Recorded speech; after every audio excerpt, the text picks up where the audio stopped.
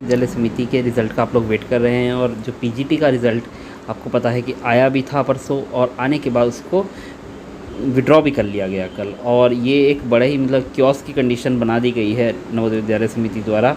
मतलब रिज़ल्ट मैंने कभी किसी ऑर्गेनाइजेशन का ऐसा रायता फैलाते हुए नहीं देखा रिज़ल्ट के बारे में जैसे नवोदय विद्यालय समिति ने किया है। एनीवेज़, जो हमारा नवोदय विद्यालय समिति के जब पीजीटी डायरेक्ट रिक्रूटमेंट का रिज़ल्ट आया था उनमें हमारे साथियों का जिनका सिलेक्शन हुआ था वो बधाई के पात्र हैं और अभी भी बधाई के पात्र हैं। पर साथियों, जैसे कि रिज़ल्ट विड्रॉ कर लिया गया है उससे काफ़ी ज़्यादा मतलब एक अनिश्चितता की स्थिति बन गई है हमारे उन साथियों के बीच में जिनका चयन हुआ था। तो साथियों, मैं बता दूं उन साथियों को बिल्कुल भी मतलब टेंशन लेने की ज़रूरत नहीं है, क्योंकि आप लोगों का चयन हुआ है तो आप लोग निश्चित तौर पर जो बाद में भी सूची आएगी वो चयनित ही रहेगी। तो सबसे पहले मैं बता देता हूँ कि 2 दिन तक बहुत क्वेरीज़ भी आई मेरे पास, मुझे समय नहीं मिला, बट जैसे ही मुझे जानकारी मिली वैसे ही मैंने इसके यूट्यूब पर और टेलीग्राम चैनल पर पोस्ट कर दिया था। और उसके बाद आप लोग जो है उसके बाद लगातार कमेंट्स कर रहे थे। तो पहले तो मुझे लगा कि वीडियो बनाना शायद इतना कोई ज़रूरी भी नहीं है, बट जो कैओस मचा हुआ है तो उसके बाद ज़रूरी हो गया था। तो कुल मिला के मैं बता देता हूँ, नवोदय विद्यालय की ऑफिशियल साइट पर जाएंगे हम, उसके बाद रिज़ल्ट सेक्शन पर जाएंगे और रिज़ल्ट सेक्शन पर जब हम जाते हैं तो हम देखते हैं कि यहाँ पर जो 22 तारीख का रिज़ल्ट आया था तो साथियों वो रिज़ल्ट यहाँ से हटा लिया गया है, पूरी तरीके से उस रिज़ल्ट को हटा दिया है।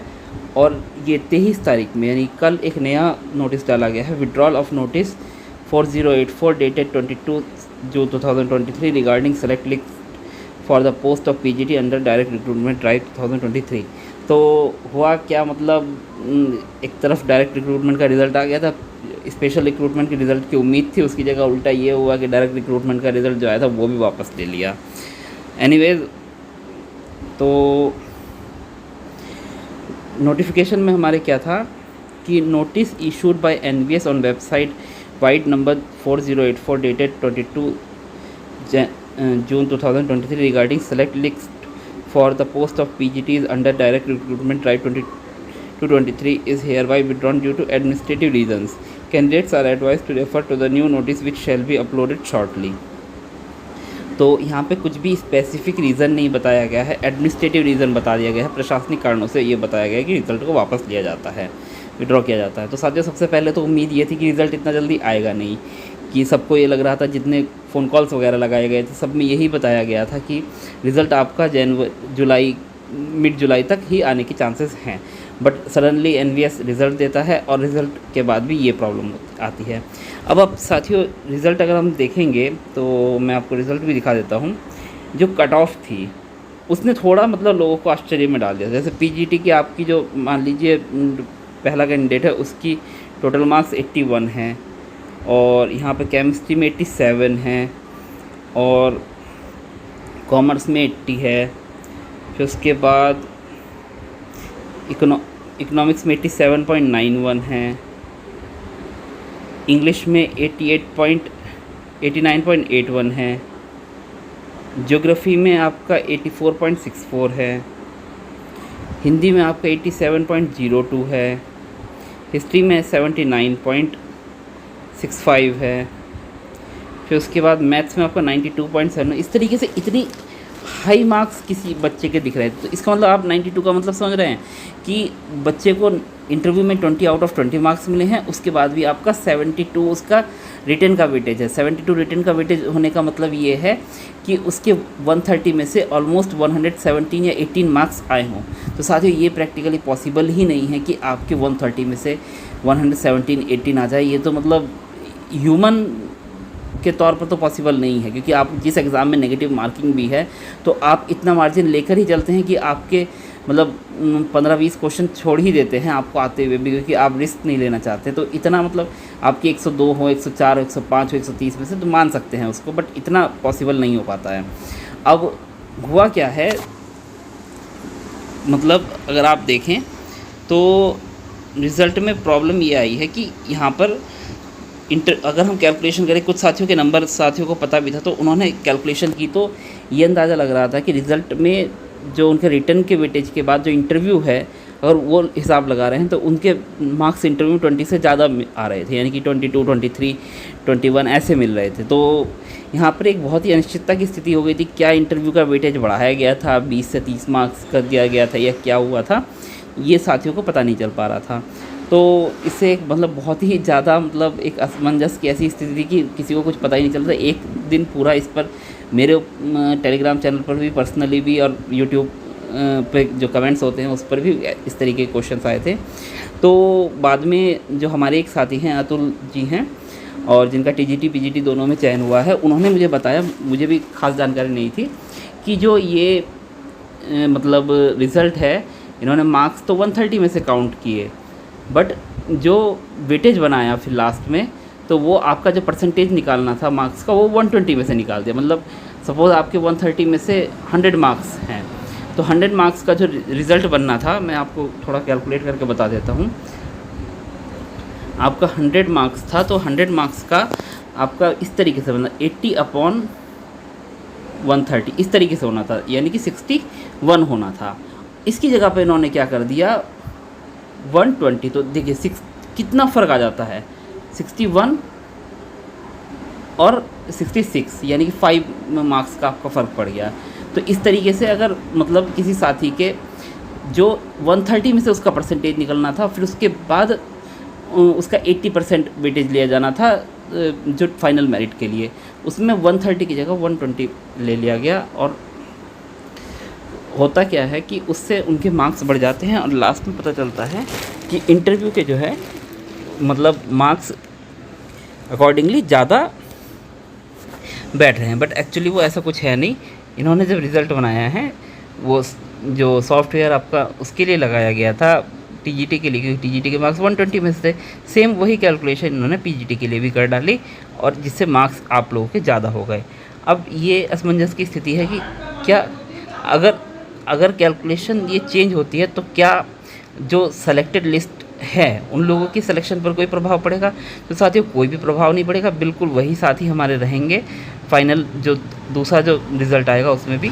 बट आपके जब मार्क्स 120 की जगह 130 में परसेंटेज बनाई जाएगी, तो ये जो टोटल मार्क्स जो दिख रहे हैं आपको यहाँ पर, मैं आपको दिखा दूँ, ये इस तरीके से टोटल मार्क्स दिख रहे हैं, ये ऑलमोस्ट कम हो जाएंगे। मतलब 2-3 मार्क्स ये सबके कम हो जाएंगे, क्योंकि जब 130 में से आपका परसेंटेज बनेगा तो वो कम होगा। तो आपको मतलब ज़्यादा टेंशन लेने की बात नहीं है, सबका जो रिज़ल्ट है वो सेम ही रहेगा, बस आपकी परसेंटेज कम हो जाएगी, तो आप निश्चित रहिए। अब सवाल उठता है कि रिज़ल्ट कब आएगा। तो साथियों, रिज़ल्ट के बारे में तो अपने होता है कि कोई प्रेडिक्शन कर नहीं सकता, ये कभी भी कुछ भी कर देते हैं, और जो फ़ोन पर ही बताते हैं उसके कोई मतलब औचित्य नहीं रह जाता है। तो मैं आपको ये कह सकता हूँ कि मंडे का आप वेट कीजिए, मंडे के बाद, क्योंकि कल संडे है, संडे में तो कुछ हो नहीं सकता, मंडे का वेट कीजिए, मंडे के बाद कहीं भी आपका रिज़ल्ट आ सकता है। बेसिकली आप 1 हफ़्ते तक का समय लगा दीजिए, और हो सकता है, अब सवाल ये उठता है स्पेशल रिक्रूटमेंट का कब आएगा, क्योंकि उम्मीद ये थी कि जब डायरेक्ट का आएगा उसके साथ ही स्पेशल का भी आ जाएगा, बट वो ऐसा नहीं हुआ था। तो हो सकता है ऑफिशियल्स को पता चल गया हो कि रिज़ल्ट में प्रॉब्लम है, इसलिए स्पेशल का रिज़ल्ट अपलोड नहीं किया गया और इसको विड्रॉ कर लिया गया। तो अब जब भी रिज़ल्ट आएगा इसका डायरेक्ट रिक्रूटमेंट का, तो हम उम्मीद कर सकते हैं कि स्पेशल का भी उसी दिन उसके साथ आ जाएगा। जो साथी कुछ कमेंट्स ये आ रहे थे, जो हमारे साथी हैं मतलब जिनका चयन हो चुका है, वे कह रहे थे कि क्या ऐसा कुछ हो सकता है कि हमारा लिस्ट से नाम हट जाए, दूसरे लोग आ जाए। तो ऐसा बिल्कुल नहीं होने वाला है, आप लोग बिल्कुल घबराना नहीं है आपको। और इसके साथ ही जो हमारे टीजीटी वाले साथी हैं, कुछ साथियों के इंटरव्यू लेटर अपॉइंटमेंट लेटर आ चुके हैं, कुछ के नहीं आए हैं। तो मैं बता दूं साथियों, मुझे जो जानकारी अभी तक मिली है कि शिलोंग, हैदराबाद, भोपाल के जो अपॉइंटमेंट लेटर हैं मतलब आ चुके हैं, और साथ ही आज मुझे पता चला है कि चंडीगढ़ के भी अपॉइंटमेंट लेटर आज शाम से आने शुरू हो गए हैं। इसके साथ कुछ साथी बता रहे थे कि जयपुर के भी अपॉइंटमेंट लेटर आए हैं।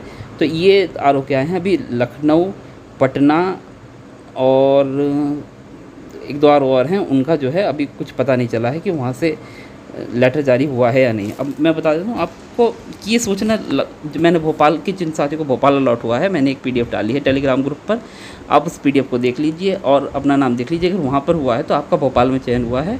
उसके बाद अगर आपका अपॉइंटमेंट लेटर नहीं आया भोपाल में, तो आप कुछ नहीं, परेशान नहीं होना है।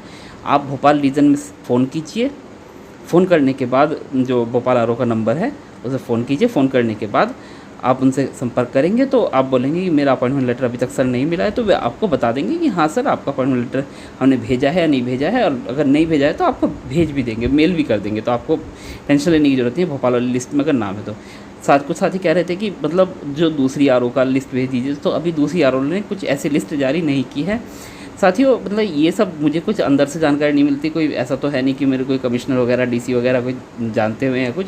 जो पब्लिक डोमेन में जो जानकारी उपलब्ध है उसको ही मैं कलेक्ट करके आप तक पहुंचाता हूं, जिससे कि आपको भटकने की ज़रूरत नहीं पड़ती है। कुछ लोग कहते हैं व्यूज़ के लिए बनाते रहते हैं और ये सब चीज़ें। तो साथियों मैं बताना चाहता हूँ कि हमारा जो समय है बहुत प्रोडक्टिव होना चाहिए। मैं भी वीडियो बनाने से परहेज़ करता हूँ। दूसरे टॉपिक्स, इतने टॉपिक्स हैं वीडियो बन सकते हैं, पर मेरे पास समय ही नहीं होता है अपनी पढ़ाई के बाद इन सब चीज़ों के लिए। तो मैं ये सोचता हूँ जब मैं नवोदय में आप साथी के साथ जुड़ा हूँ तो मुझे जो भी जानकारी मिल पाती है तो मतलब एक अच्छा सा सर्किल बन गया है काफ़ी लोगों का। आप लोगों से ही मुझे जानकारी मिलती है, उनको मैं आप तक दोबारा कन्वे कर देता हूँ जिन साथियों को जानकारी नहीं है। तो आप लोग अगर वीडियो देख रहे हैं तो उसके बाद आपको कहीं और जाने की ज़रूरत ना पड़े। मैं यही कोशिश करता हूँ कि आप अपना आगे का समय जो है यूट्यूब या दूसरी वेबसाइट पर वेस्ट करने की जगह आप अपना उसको प्रोडक्टिव अपनी पढ़ाई वगैरह में लगाएं। तो साथियों उसके लिए पब्लिक डोमेन में ही सारी जानकारी उपलब्ध रहती है। हाँ, अब साथियों का कहना था कि आप सर जो दूसरी आर हैं उनकी लिस्ट भेजी, तो दूसरी आर ने कोई लिस्ट जारी ही नहीं की है साथियों। मतलब ये जो भोपाल की भी जो लिस्ट है, मैंने भोपाल आर की जो वेबसाइट है, आपको पता है कि हर एक आर की अपनी वेबसाइट है, तो भोपाल रीजन की जो वेबसाइट है वहीं से उठाई थी। मैं दिखा दूँ साथियों आपको, ये जो है इस तरीके से इन्होंने लिस्ट डाली थी। इसी लिस्ट को डाउनलोड करके मैंने आप लोगों के साथ शेयर किया था। आप लोगों को अगर ज़्यादा विजिलेंट रहना है और इस समय आपका फोकस सिर्फ जॉइनिंग का है और मतलब दूसरी अगर पढ़ाई वगैरह में नहीं लगे हुए, तो आप क्या करें, दिन में 1-2 बार जो है जितनी आर हैं उनकी वेबसाइट चेक करते रहें। अगर इस तरीके की कोई लिस्ट डलेगी तो उनके नोटिफिकेशन पैनल में रिफ्लेक्ट होगी, आप वहाँ से डाउनलोड कर सकते हैं वो लिस्ट। और अगर ऐसी कोई लिस्ट आपको भी मिले तो आप भी शेयर कीजिए। साथ ही मैं बार आपसे कहता हूँ कि टेलीग्राम ग्रुप में आप जुड़ जाए कीजिए, टेलीग्राम चैनल पर, जिससे कि कोई भी जानकारी हो। ये वीडियो मैं 2 दिन बाद बना रहा हूँ, 2 दिन पहले मैं ये सब जानकारी आपको दे चुका हूँ। तो अब क्योंकि तुरंत कोई जानकारी के लिए वीडियो बनाना थोड़ा मुश्किल हो जाता है, हेक्टिक भी होता है, बट टेलीग्राम पे शेयर करना वो थोड़ा इजी होता है। तो जैसे भी आता है मेरे पास कोई, मैं आपको शेयर कर देता हूँ चीज़ों को। तो आशा करता हूँ कि आपकी सारी जो भी क्वेरीज़ रही थी उन क्वेरीज़ का समाधान हो गया होगा। और अभी भी कोई कमेंट रहेगी, मतलब कोई प्रॉब्लम रह गई तो आप वीडियो में कमेंट कीजिएगा। एक Q&A वाला वीडियो में बना दूंगा। कुछ साथियों का क्वेश्चन था कि पुलिस वेरिफिकेशन वाला मैटर था कि पुलिस वेरिफिकेशन सर पहले करवाना है यानी ज्वाइनिंग से। तो साथियों पुलिस वेरिफिकेशन एक ऐसा काम है, उसमें आपको कुछ भी नहीं करना है। आप जाकर ज्वाइन करेंगे, ज्वाइन करने के बाद जो भी ये डॉक्यूमेंट्स वगैरह देंगे, अटेस्टेशन फॉर्म पूरा।